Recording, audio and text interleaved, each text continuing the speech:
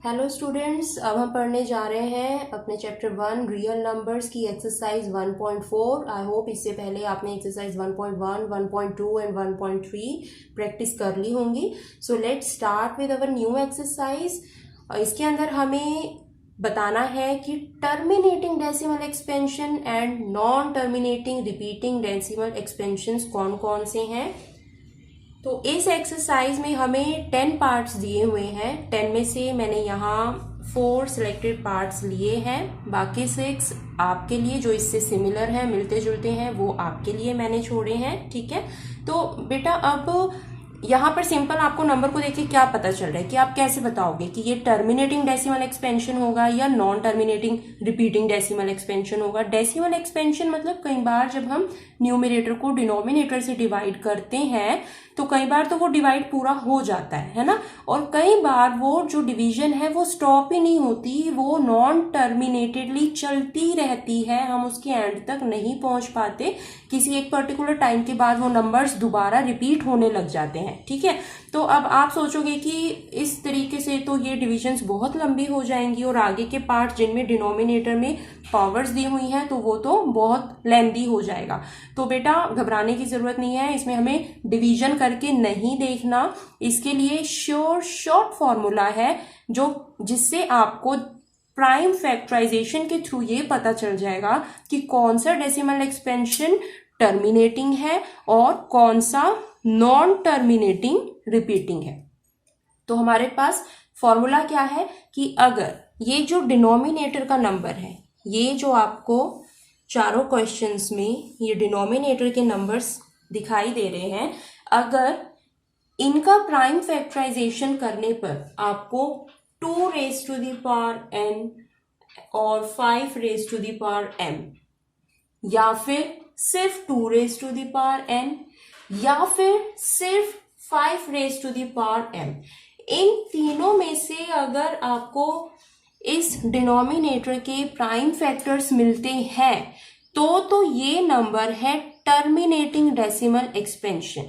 अगर आपको prime factors में इनसे अलग कुछ मिलता है, इनसे अलग मतलब कि टोटली डिफरेंट भी हो सकता है वो 3 raise to the power something आ जाए, 7 raise to the power something आ जाए, या हो सकता है 2 रेज टू द पावर भी हो, 5 रेज टू द पावर भी हो, और साथ में 7 raise to the power something भी हो। ठीक है, अगर इन नंबर्स के अलावा कोई भी नया नंबर आपको दिखता है डिनोमिनेटर में, या ये दोनों नहीं दिखते, कोई नया नंबर ही दिखाई देता है, तो इसका मतलब वो जो हमारे पास पूरा नंबर दिया हुआ है वो non terminating repeating decimal expansion हो जाएगा।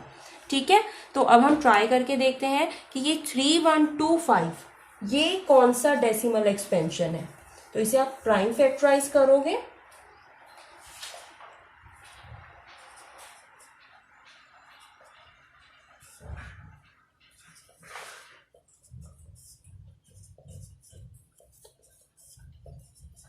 प्राइम फैक्टराइजेशन तो आता है ना बेटा। अगर आपको इसमें भी कोई प्रॉब्लम है तो आप मुझे कमेंट सेक्शन में कमेंट करके बता सकते हैं। I will explain this also in my new video. ठीक है, तो जब हमने 3125 को प्राइम फैक्टराइज किया, हमें क्या मिला, हमें 2 तो नहीं मिला, बट हमें सारी पावर्स किसकी मिल रही हैं, 5 की मिल रही हैं। तो हम इसे किस तरीके से लिख सकते हैं, 5 raise to the power 1 2 3 4 and 5। ठीक है, तो हमने क्या सीखा था अभी कि या तो 2 raise to the power and 5 raise to the power m हो, या सिर्फ 2 raise to the power something हो, या सिर्फ 5 raise to the power something हो, तो वो क्वेश्चन क्या होगा, वो टर्मिनेटिंग डेसिमल एक्सपेंशन हो जाएगा। तो ये क्या हो गया, टर्मिनेटिंग डेसिमल एक्सपेंशन। ठीक है, अब हम नेक्स्ट क्वेश्चन पर चलते हैं। 64 अपॉन में 455, तो 455 को भी हम प्राइम फैक्टराइज करके देखते हैं।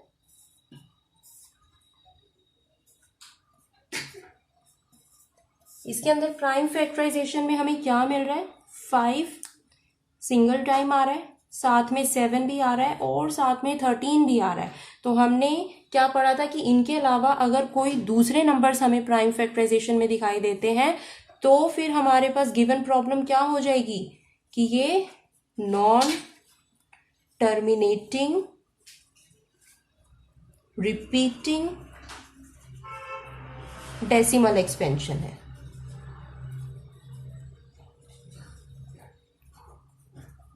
ठीक है, इजी है, बहुत सिंपल है कि आपको क्या फॉर्मूला इसमें याद रखना है कि अगर इसमें से कोई भी प्राइम फैक्टर्स में आता है तो वो टर्मिनेटिंग हो जाएगा, और अगर इनके साथ कोई और नंबर आता है या इनसे टोटली डिफरेंट कोई नंबर आता है तो वो non terminating repeating decimal expansion हो जाएगा।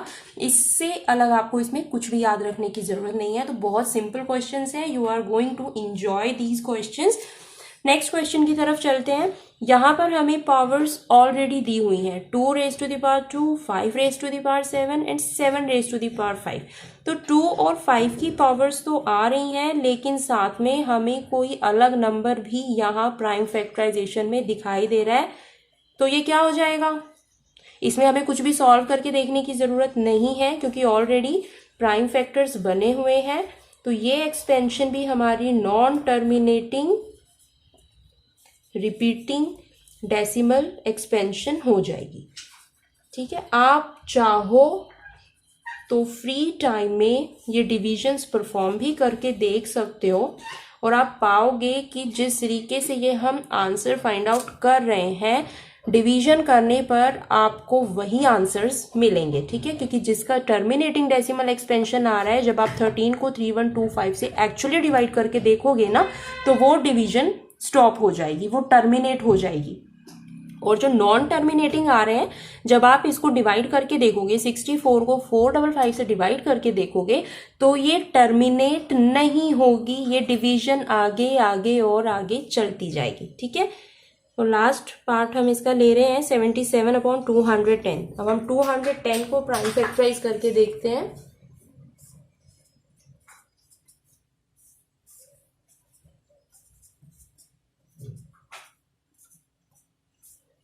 यहाँ हमारे 210 के प्राइम फैक्टर्स कौन से बने? 2 × 3 × 5 × 7। 2 और 5 से अलग भी इसमें हमें 3 और 7 दिखाई दे रहा है।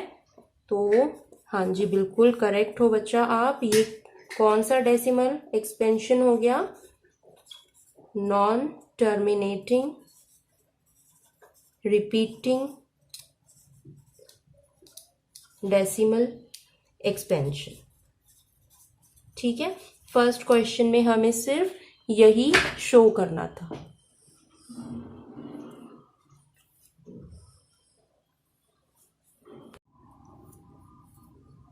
स्टूडेंट्स, अब हमें क्वेश्चन नंबर सेकंड में, जो क्वेश्चन नंबर फर्स्ट में हमने 10 पार्ट्स सॉल्व किए हैं और उन 10 पार्ट्स में से जो भी टर्मिनेटिंग डेसिमल एक्सपेंशन है तो उन्हें हमें एक्चुअल में डिवाइड कर कर बताना है कि उनकी क्या वैल्यूज़ या क्या डेसिमल एक्सपेंशंस आ रही हैं। ठीक है, तो इसमें से मैंने कुछ पार्ट्स नोट डाउन करके रखे हैं।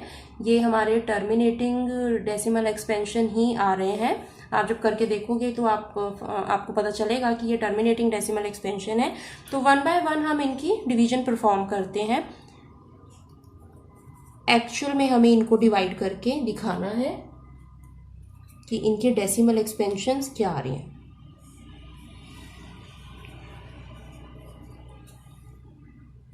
अब बेटा ये यहाँ डिवाइज़र में हमारे पास 3125 है और डिविडेंड में ओनली 13, तो हमें यहाँ पर 0 लेना पड़ेगा। 0 जब भी लेते हैं तो 0 और डेसिमल ऑटोमेटिकली आ जाता है, बट ये 130 अभी भी 3125 से छोटा है, तो एक 0 हमें और लेना पड़ेगा।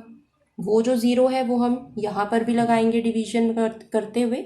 अभी भी ये 1300 ही बना और ये 3000 समथिंग है, तो एक 0 हमें और चाहिए, तो वो 0 हम यहाँ अपने आंसर में लगाएंगे। ठीक है, अब ये 13000 बन गया और ये 3125 बन गया। ठीक है, अब 3125 का टेबल तो हमें याद नहीं है, तो हम ऐसा करते हैं, पहले इसके टेबल को यहाँ लिख लेते हैं रफ में।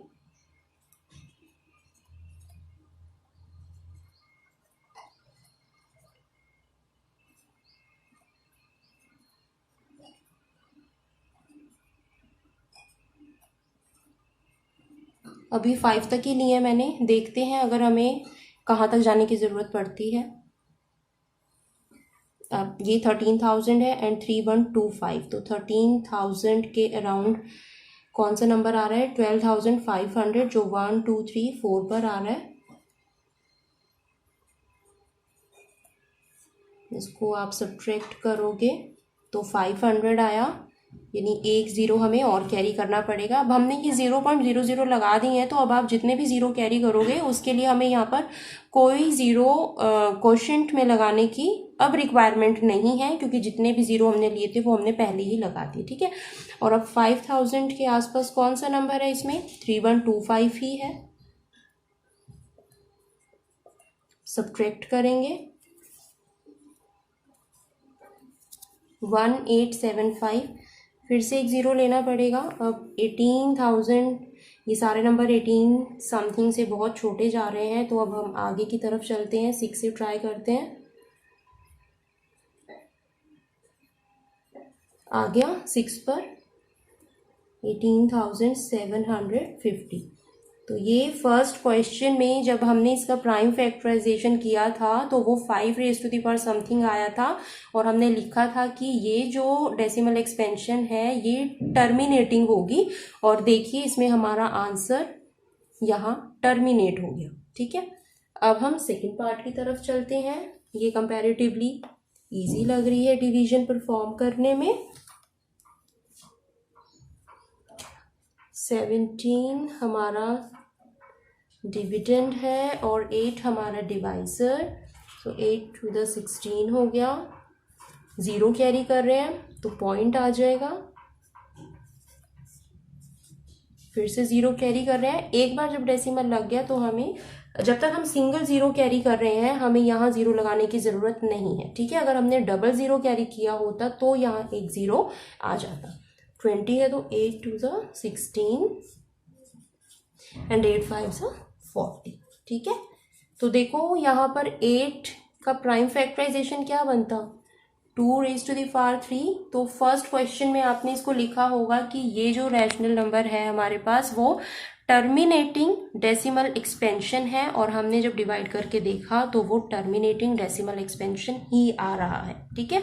अब हम फोर्थ पार्ट करने जा रहे हैं, जिसमें हमारा डिवाइजर है 1600 और डिविडेंड है 15। तो 15 1600 से बहुत छोटा है, हमें ज़ीरोज़ कैरी करने पड़ेंगे। तो फर्स्ट ज़ीरो पर हमने ये डेसिमल लिया, अभी भी 150 1600 से बहुत छोटा है, एक ज़ीरो और लेना पड़ेगा, जिसके लिए हमने यहाँ ज़ीरो लगा दिया। अभी भी ये 1500 1600 से छोटा है, तो एक ज़ीरो हमें और कैरी करना पड़ेगा, ठीक है। अब 1600, इसका भी हम टेबल साइड में लिख लेते हैं।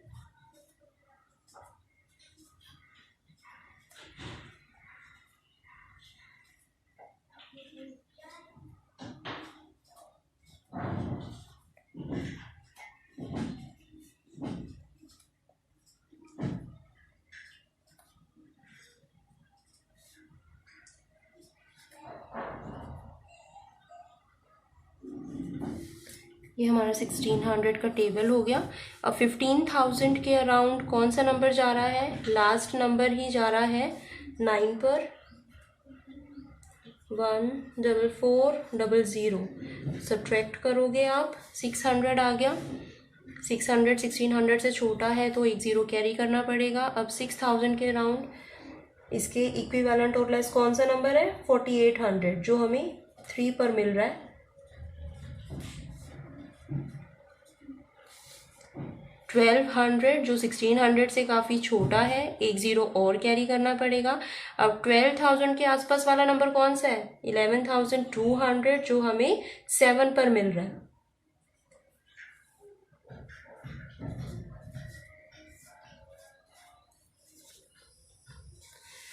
तो अब ये जो 8,000 है वो कहाँ आ रहा है?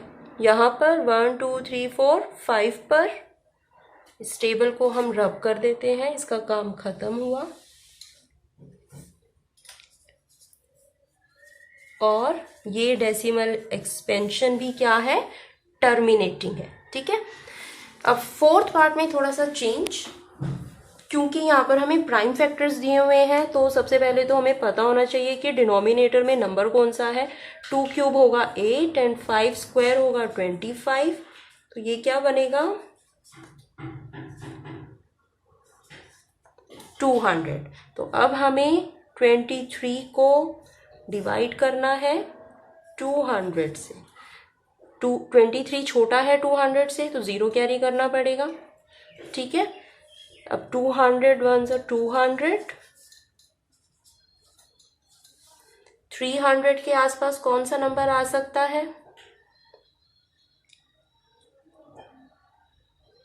ऑब्वियसली 1 पे ही आएगा, एक 0 और कैरी करना पड़ेगा और ये 5 पर हमें मिल गया 1000। तो ये भी टर्मिनेटिंग हो गया, ठीक है। यही हमें एक्चुअल डिवीजन के थ्रू परफॉर्म करके दिखाना था। वैसे तो बेटा डिवीजन के सिंपल स्टेप्स ही हैं, आप अपनी लोअर क्लासेस में डिवीजन कर चुके हो परफॉर्म, लेकिन फिर भी अगर आपको कुछ कमी लगती है, कुछ समझ ना आया हो या किसी स्टेप में आपको लग रहा हो कि वहां तक हम कैसे पहुंचे हैं, तो मुझे कमेंट सेक्शन में कमेंट करके जरूर बताना, ठीक है। अब नेक्स्ट हम मूव कर रहे हैं अपने क्वेश्चन नंबर 3 की तरफ। स्टूडेंट्स क्वेश्चन नंबर 3 में हमें ये डेसिमल एक्सपेंशंस दी हुई हैं। I am focusing on part first and second, third you can try on your own. If you have any problem you can comment in the comment section box, ठीक है। तो ये हमें रियल नंबर्स की कुछ decimal expansions दी गई हैं। पहले तो हमें बताना है कि ये जो डेसिमल एक्सपेंशंस हैं वो रैशनल है या नहीं है, और अगर ये रैशनल है तो इनमें जो ये p बाई क्यू की फॉर्म में जो है तो उसमें q के फैक्टर्स किस फॉर्म के होंगे, ठीक है। तो पहले हमें क्या बताना है कि ये रैशनल है या ये रैशनल नहीं है। अब रैशनल में बेटा जो इरैशनल, जो रैशनल नहीं होते, तो उनका सिंबल क्या है, पहचान क्या है उनकी, कि वो नॉन टर्मिनेटिंग होंगे, नॉन एंडिंग होंगे। मतलब कि इस तरीके से ये जो डेसिमल एक्सपेंशन चल रहा है, ये देखो आगे आपको डॉट डॉट डॉट दिखाई दे रहा है, इट मीन्स ये नॉन एंडिंग है। तो ये क्या हो गया, ये दिस इज नॉट रैशनल, ठीक है। और इस वाले रियल नंबर की जो डेसिमल एक्सपेंशन है वो टर्मिनेट हो गई है, वो स्टॉप हो गई है एक नंबर के बाद जाके। तो ये नंबर हमारे पास क्या है, ये रैशनल है। अब उन्होंने कहा है कि अगर कोई नंबर रैशनल है तो उसमें जो p बाई क्यू की फॉर्म में जो नंबर होता है उसमें q के प्राइम फैक्टर्स के बारे में आप क्या कह सकते हो। तो इसके अंदर जो प्राइम फैक्टर्स होंगे हमने पढ़ा था, हमने फर्स्ट क्वेश्चन में पढ़कर आए हैं कि क्या कंडीशन होती है टर्मिनेटिंग डेसिमल एक्सपेंशन की, कि प्राइम फैक्टर्स किस तरीके से होने चाहिए, 2 raise to the power n और 5 raise to the power m, और only 2 raise to the power n और only 5 raise to the power n, ठीक है। तो इसके बारे में हम क्या कह सकते हैं कि जो प्राइम फैक्टर्स होंगे, prime factors will be of the form 2 raise to the power n, 5 raise to the power m और 2 raise to the power n और 5 raise to the power m, ठीक है। तो ये हमारा रैशनल था, इसलिए हमने प्राइम फैक्टर्स के बारे में बता दिया, लेकिन ये नंबर हमारा रैशनल है ही नहीं, तो फिर इसके प्राइम फैक्टराइजेशन इट मीन्स वो 2 raise to the power n और 5 raise to the power m से डिफरेंट होंगे, ठीक है। तो इसके साथ ही बेटा हमारा फर्स्ट चैप्टर NCERT में से खत्म होता है। आप रेगुलर अपडेट्स के लिए चैनल को प्लीज सब्सक्राइब जरूर करें और अपनी एक्स्ट्रा बुक्स में से भी प्रैक्टिस शुरू कर दें। ये हाईली रिकमेंडेड है अच्छा स्कोर करने के लिए और मैथ्स के कॉन्सेप्ट्स को अच्छे से समझने के लिए। और अगर आपको कोई प्रॉब्लम है तो आप मुझे कमेंट सेक्शन में कमेंट करके ज़रूर बताएं। तो अब हम मिलेंगे नेक्स्ट क्लास में न्यू चैप्टर 2 के साथ। Till then bye bye.